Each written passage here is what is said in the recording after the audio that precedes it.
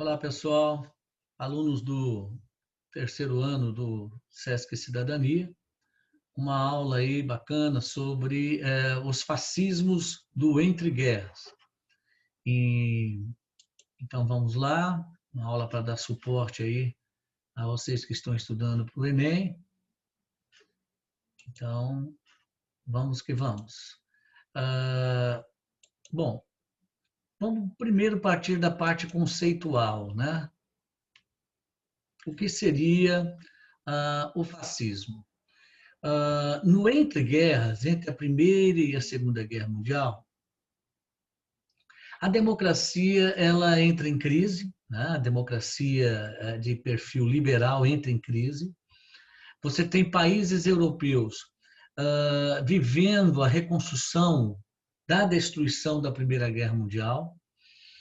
E aí nós vamos ter em alguns países o fenômeno de regimes autoritários de direita, tá? Como também nós vamos ter o totalitarismo de esquerda, vamos assim dizer, na formatação da União Soviética de Stalin, o stalinismo. Tá? Mas na Europa, nós vamos ter alguns países vivenciando experiências de regimes ditatoriais de direita, o que nós poderíamos chamar de fenômeno fascista. Tá? Inicialmente na Itália, daí que vem essa nomenclatura de fascismo, a Alemanha, Portugal, Espanha, Áustria, depois ganha o mundo, né? Nós vamos ter o próprio Brasil, né? No período do Estado Novo, você vai ter um perfil no governo autoritário de Getúlio, de 37 a 45, um perfil que guardava lembranças mesmo, características mesmo do fascismo, principalmente o fascismo italiano. Bom, mas vamos então começar pela parte conceitual, né? Então, regimes totalitários de direita, né? Você vai ter como característica o nacionalismo exacerbado, né? Em alguns casos, como no caso da Alemanha, vai despencar para o xenofobismo, a aversão ah, ao estrangeiro, entendendo o judeu como um, vamos dizer assim, um grupo estranho dentro da Alemanha, né? E aí a pregação da raça pura, etc, etc. Nós vamos ter também outra característica, a militarização das esferas de poder, né? Você vai ter principalmente isso na Itália fascista, na Alemanha nazista, você vai ter ministros sendo militares, reitores de universidades militares, diretores de empresas do Estado militares. Então, é o que a gente pode chamar de militarização das esferas de poder, né? O antiliberalismo, você vai ter uma maior intervenção do Estado, sim, na economia, controlando setores da economia, né? O regime, como é autoritário, não comporta o pluripartidarismo. Tá? Você vai ter na Itália fascista, por exemplo, principalmente a partir de 25, 26, um só partido político, ou seja, o partido oficial, o partido do governo. Né? Todos os demais são fechados. Né? Existe toda uma propaganda oficial visando cultuar o líder. Né? A identificação do comunismo como sendo o inimigo da pátria. Então, essas são as características marcantes, né?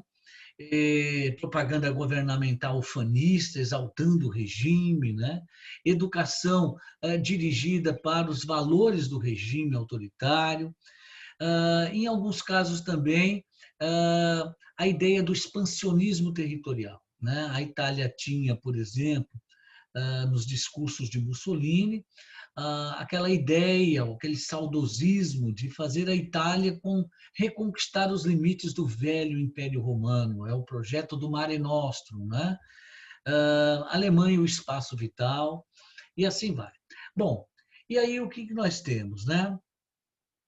Nós vamos ter a escalada do fascismo na Itália. Vamos começar pela Itália, que foi a primeira formação fascista de fato, né? Bom, primeiro, como é que a Itália sai da Primeira Guerra Mundial? A Itália sai como nação vitoriosa na guerra, ela que havia entrado do lado da Tríplice Aliança, né? Desculpa, do lado da Tríplice Aliança, e no meio da guerra ela passa para o lado da Entente, quer dizer, ela vai trair a Alemanha, o Império Austro-Húngaro, né? E ela sai vitoriosa, né? Porém, o que acontece, né? As compensações de guerra, as promessas de guerra, né? À Itália não vão ser muito bem cumpridas, né? A Itália só vai receber alguns territórios ali na região sob o domínio da Áustria, os redentos do Tirol, tal, mas, por exemplo, as colônias da Alemanha na Afroásia, a Itália não recebe, né? Bom, e a Itália então se vê, né, vamos assim dizer, traída, né? Que muito se prometeu a ela e nada, em pouco se deu, né? Então a Itália viu qual foi o saldo, o que recebemos dessa guerra? Recebemos centenas e centenas e centenas de italianos que não voltaram, mortos, também uma grande quantidade de italianos sem condições de trabalhar, mutilado, né? Sem uma perna, um braço, a economia com uma espiral inflacionária, altos índices de desemprego, dívida externa. Esse era o saldo da vitória para os italianos, né? Bom, então o que nós vamos ter? Nas décadas subsequentes, nós vamos ter a Itália, né, vivenciando um nacionalismo revanchista, ou seja, a Itália parece que precisava fazer um acerto de contas com as nações que a enganaram, né? Bom, e aí nós vamos ter a escalada do Partido Fascista na década de 20 e 30. Bom, assim que termina a Primeira Guerra Mundial, os 3, 4 primeiros anos que se seguiram ao término da guerra, mais ou menos de 1919 até 1921, 22, dentro da Itália nós vamos ter uma polarização política, né? Quer dizer, cresciam os grupos de esquerda, mas também crescia uma série de partidos e grupos de direita. E com destaque, em 1919, né, o surgimento do Partido Fascista Italiano.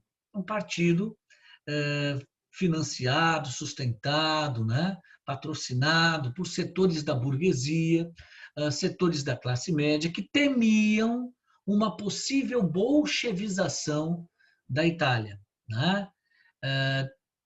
Tinha medo, a classe média e a burguesia tinham medo de que o comunismo, né, se instaurasse na Itália, né, como havia triunfado na Rússia, né, na União Soviética, chegaria com o avanço justamente das esquerdas, né? Então nasce o Partido Fascista. Você vai ter esse partido, um braço armado, né, os camisas negras, que eram grupos extremamente violentos, meio que a serviço do Partido Fascista, que promovia a violência, né? Atacavam sindicatos, sede de partido comunista, sequestravam parlamentares de esquerda, né? Bom, e aí nós vamos ter nessa escalada, né, o ano de 1922. Tá? A Itália era uma monarquia constitucional, tá? De forma parlamentarista. E em 1922, o primeiro-ministro cai, o governo, né, do primeiro-ministro cai, e pelas regras da monarquia italiana, ficaria então o rei Victor Emanuel III, da dinastia de Saboia, para escolher, tá, alguém para ocupar o cargo de primeiro-ministro. É nesse momento que o Partido Fascista leva multidões às ruas centrais da capital Roma para pressionar o rei Victor Emanuel a escolher Benito Mussolini, né, uma grande liderança do Partido Fascista, para ser um novo primeiro-ministro. E dá certo, né? Mussolini se torna primeiro-ministro em 22, através da Marcha sobre Roma, né? Essa manifestação para pressionar o rei Victor Emanuel, e Mussolini, de fato, se torna primeiro-ministro. Mas o Partido Fascista ainda não tinha maioria no parlamento italiano, né? Aí que nós vamos ter, em 23, Mussolini, usando, então, do seu cargo de primeiro-ministro, né? O Partido Fascista consegue uma articulação com partidos pequenos e consegue alterar o código ah, eleitoral, né? Para as eleições de 1924, estabelecendo o seguinte, que o partido que alcançasse a maior quantidade de votos, não a maioria dos votos 50% mais um, mas a maior quantidade de votos, ficaria, então, com o direito de ocupar 2/3 das cadeiras do parlamento. Ficou conhecido, apelidado, essa lei eleitoral como lei esdrúxula, né? Não fazia sentido, né? Um partido que não tivesse a maioria dos votos ficar com mais de 60% das cadeiras do parlamento. Pois então, o Partido Fascista, em articulação com outros partidos, conseguiu aprovar a alteração no Código Eleitoral. E aí chegam as eleições de 24. As eleições de 24 chegam, o que temos? Começa a ditadura fascista. Mussolini como primeiro-ministro, o Partido Fascista com a maioria das cadeiras do parlamento, porque tinha vencido as eleições de 24. E aí começa o quê? Né? Começa os decretos de Mussolini, aos poucos, instalando uma ditadura. Né? Bom, os partidos políticos são fechados, né? A maioria dos sindicatos passam a ser controlados, há uma intervenção do governo nos sindicatos. Os prefeitos das grandes cidades da Itália são trocados por interventores do Partido Fascista. Tá? No primeiro momento, os democratas e comunistas vão para a cadeia, né? Como subversivos ao regime. Suspende-se a liberdade de expressão, tá? A censura a todos os meios de comunicação. Então, quer dizer, instala-se uma ditadura. Em 29, né, nós vamos ter a aproximação do governo fascista de Mussolini com a Santa Sé Romana, a Igreja Católica. Né? A Igreja Católica já vinha de muitas décadas reivindicando, né, uma conversa com o Estado italiano. Desde 1870, quando da unificação da Itália, o que aconteceu? Né? A Igreja perdeu grandes territórios na parte central da Itália. E aí a Igreja, então, desde essa época, 1870, reivindicava uma indenização à Igreja pela perda desse território, né? Pelos estados pontifícios que eram da Igreja e passaram, na unificação, a ser do Estado italiano.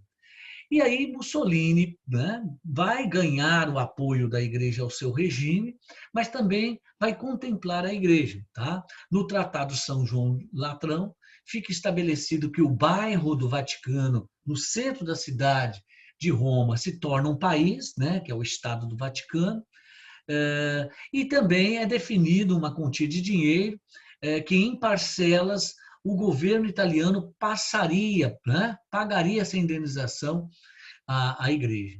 Então, é isso, né? Nós vamos ter essa escalada do Partido Fascista, desde a Marcha sobre Roma de 22, tá? Passando pela vitória eleitoral do Partido Fascista em 24, com fraudes, violência, a instalação gradual do regime autoritário de Mussolini, e em 29 nós vamos ter o Tratado São João Latrão, onde o regime fascista passa a receber apoio da Igreja Católica, né? Do Papa Pio XI. Né?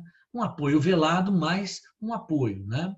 Em 36, nós já vamos ter, aí já na preparação da Segunda Guerra, a Itália de Mussolini invade a Abissínia, hoje é mais chamada de Etiópia. Né? Bom, e aí nós temos aí os termos, né, do Tratado de Latrão, desculpa, São João Latrão, é isso mesmo, né? Bom, e a escalada do nazismo na Alemanha. Tá? Como é que a Alemanha saiu da Primeira Guerra Mundial? Né? Bom, primeiro, vamos lá. A Alemanha sai derrotada, humilhada, tendo que cumprir os preceitos do Tratado de Versalhes, não é isso? Uma Alemanha em caos econômico, inflação muito alta, desemprego, indenizações a todos os países que o seu exército invadiu na Primeira Guerra Mundial. Né? E aí a Alemanha também, né, semelhantemente ao que eu já falei sobre a Itália, nos primeiros anos após a Primeira Guerra Mundial, você tem uma certa polarização política na Alemanha. Inclusive, é marcante em 1919 uma tentativa dos comunistas de derrubar a República de Weimar, né? A chamada Revolução Espartaquista, que inclusive não, né, foi sufocada. Inclusive, Rosa Luxemburgo, uma intelectual de esquerda, foi fuzilada, etc. Né? E aí nasce em 1920 o Partido Nacional Socialista dos Trabalhadores da Alemanha, aquele partido que ganharia mais a nomenclatura de partido nazista. Hitler se filia a esse partido, Hitler, que era um ex-combatente da Primeira Guerra Mundial, né? Ele se filia e dentro dos quadros do partido ele começa já a se destacar, né? Pela sua oratória, pela sua persuasão, né? Ele começa a compor uma das lideranças do Partido Nazista, não demora muito, ele passa a ser um dos líderes, né? Bom, e aí nós vamos ter o quê? Em 23, né, nessa escalada do nazismo ao poder na Alemanha, em 1923 nós vamos ter, dessa vez, pela direita, né, uma tentativa de derrubar o governo da Alemanha, a República de Weimar, tá? O Putsch de Munique, né? A cúpula do partido nazista planejou, numa cervejaria de Munique, um golpe para derrubar a frágil República de Weimar, tá? Que é o governo da Alemanha do pós-Primeira Guerra. Não dá certo, todos são presos, inclusive Hitler é preso, né, nessa tentativa de golpe, vai ficar preso alguns meses. Na prisão, ele escreve o livro Mein Kampf, Minha Luta, né, onde ali ele coloca, né, a culpa, por que a Alemanha saiu derrotada na Primeira Guerra Mundial, sua aversão à democracia, já o seu antissemitismo. Né? Bom, e aí Hitler, depois de alguns meses na cadeia, ele é contemplado por uma anistia. A República de Weimar coloca os presos políticos na rua, né? Solta todos os presos políticos e Hitler é contemplado. E aí Hitler passa a ser um líder patriótico, né? Cresce muito a personalidade de Hitler dentro do partido e fora do partido. Bom, e 25 até mais ou menos 1929, a Alemanha vai dar uma leve recuperada de sua economia, né? Uma boa parte com os investimentos norte-americanos sobre alguns países da Europa em reconstrução, a Alemanha recebe uma boa parte desses investimentos e melhora um pouco a sua situação econômica caótica. Mas em 1929 vem o quê? A crise, né, do capitalismo. E aí, mais uma vez, a Alemanha cai numa profunda crise de desemprego, de hiperinflação. É durante esse período de 29 até 32, 33, que nós vamos ter tanto os partidos de esquerda como de direita ganhando eleições parlamentares, né? Eleições regionais, eleições para hashtag, né? Para o parlamento. E em 32 nós vamos ter a eleição majoritária, a eleição principal, a eleição que iria escolher o presidente da Alemanha. É bom lembrar que a Alemanha, depois da Primeira Guerra, né, a chamada República de Weimar, era parlamentarista. Você tinha como chefe de Estado um presidente eleito, tá? E você tinha o chanceler, o primeiro-ministro. Pois então, em 32 nós vamos ter eleições para a chefia de Estado, o cargo de presidente. Hitler perde essa eleição para o Marechal Hindenburgo, um herói de guerra. Hindenburgo se torna, então, presidente da Alemanha. No ano seguinte, com dificuldades para governar, o que Hindenburgo faz? Chama Hitler, o derrotado nas eleições de 32, para comandar um gabinete de conciliação nacional, de coalizão. Né? Então, Hitler, então, é nomeado pelo presidente Hindenburgo como chanceler, como primeiro-ministro da Alemanha. Aqui começa a praticamente já acontecer a nazificação da Alemanha. No ano seguinte, né, em 34, Marechal Hindenburgo, presidente, já com problemas sérios de saúde, vem a falecer. E aí Hitler passa, então, a acumular tanto a chefia de Estado como a chancelaria, a chefia de governo. E, através de manobras dentro do parlamento, o Partido Nazista consegue fundir esses dois cargos. E aí Hitler passa a acumular tanta competência de chefia de Estado como a de chefia de governo. E aí, daí para frente, começa a implantação gradual do regime nazista, do regime político autoritário. Fechamento dos partidos políticos, só fica o Partido Nazista, censura à imprensa, né? Nós vamos ter as primeiras leis que segregavam a comunidade judaica, né? Nós vamos ter uma propaganda oficial exaltando muito, tá, os valores da pátria alemã, tá, a ideia da raça pura alemã, né? Tudo isso sendo propaganda oficial. E uma coisa muito interessante, né? Aqui está mostrando claramente, né, pessoal? Hitler proibiu os partidos políticos de oposição, fechou sindicatos, começou a perseguir os opositores, os inimigos da pátria, os comunistas, judeus e vai por aí afora, né? Bom, na política econômica, né?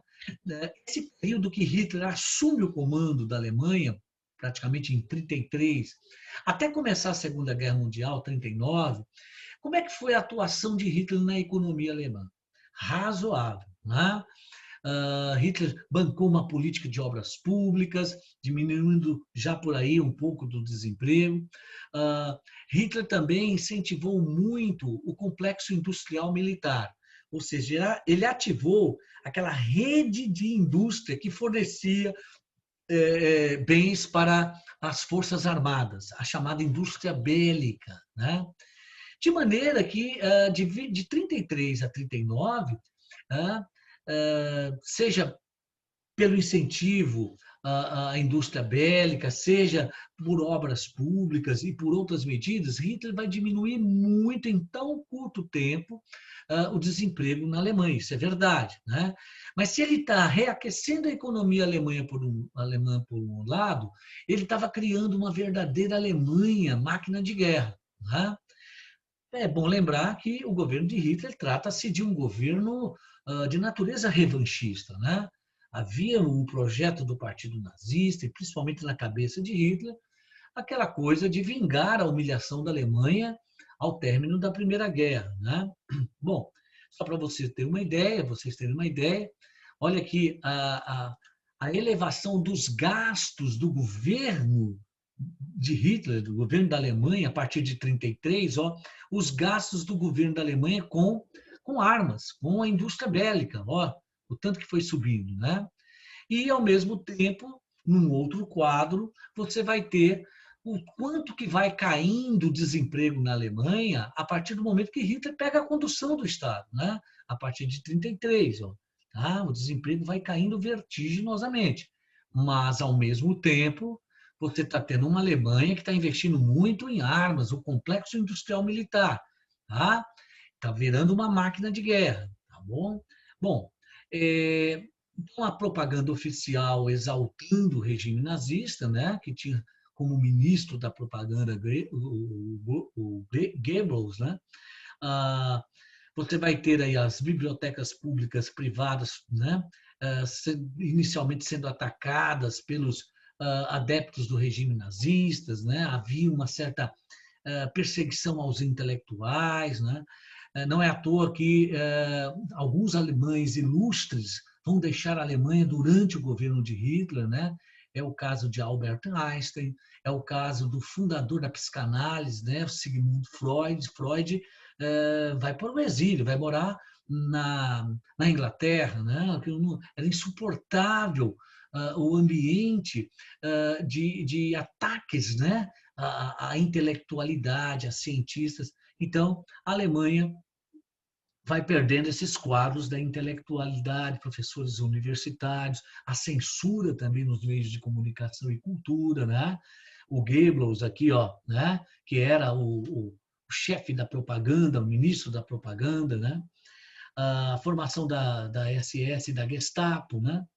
O antissemitismo, como eu falei, né? A perseguição sistemática à comunidade judaica, né? Primeiro através de leis segregacionistas, depois a formação de guetos, né?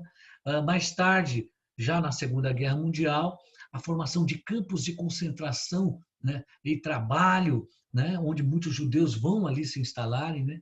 Até esses campos de concentração virarem campos de holocausto. Bom, e aí nós temos esse quadro, né, da trajetória do Partido Nazista, do seu nascimento, fundação, até passando pela chancelaria de Hitler e depois a instalação gradual do regime autoritário nazista, né? Bom, então nós temos aí, né, alguns slides mostrando, né, quem Hitler direcionava muitas vezes a perseguição, né, a comunidades nacionais e étnicas, né, que não fosse alemã, né?